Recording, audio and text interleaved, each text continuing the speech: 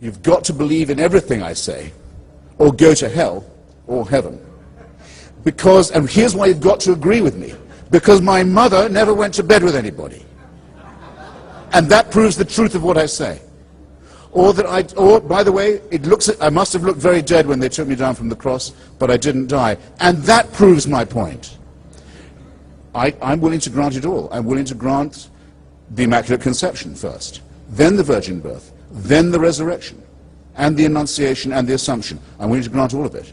It doesn't prove the truth of the proposition that you should take no thought for the morrow. The central doctrine of Jesus of Nazareth, take no thought for the morrow.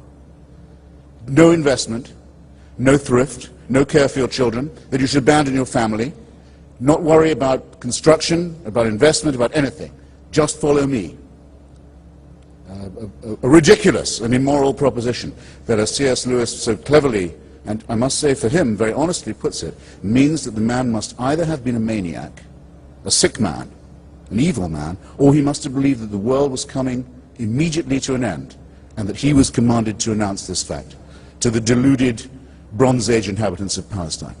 Because if he didn't believe that, if he didn't believe he was divinely mandated, then his words would not have been inaccurate or false, they would have been wicked.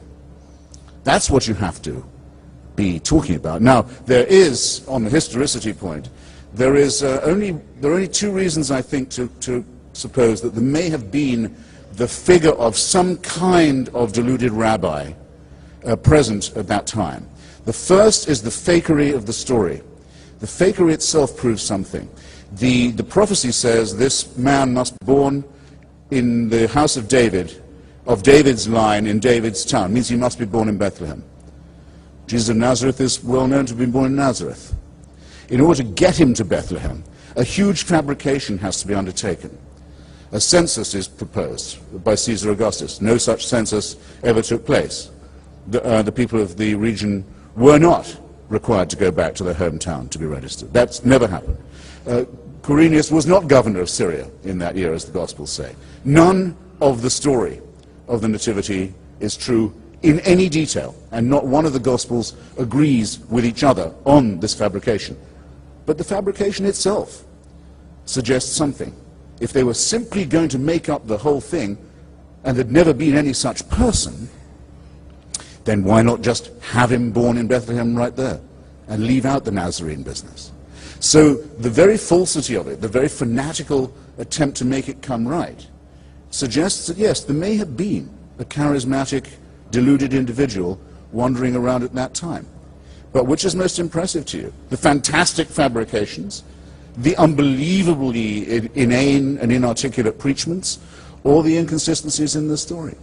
You could mention another thing about the resurrection. Most of the witnesses to this are women, illiterate, stupid, deluded, hysterical females, of the kind who in a Jewish court at that time would have had about as much chance of being listened to as they would in an Islamic court today.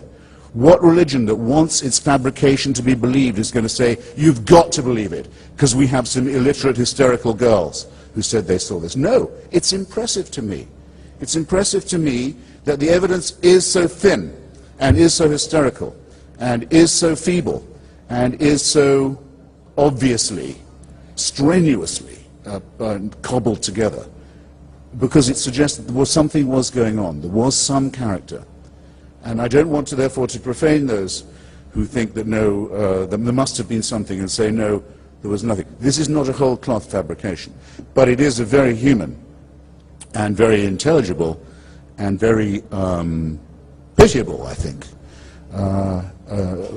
practice of fraud that may have worked on stupefied peasants in the Greater Jerusalem area, but should really have no power to influence anyone in this room, whereas the noble methods and words and systems by which Socrates reasoned will continue to illuminate our path for as long as we care about the only real gift we have, which is our independent intelligence.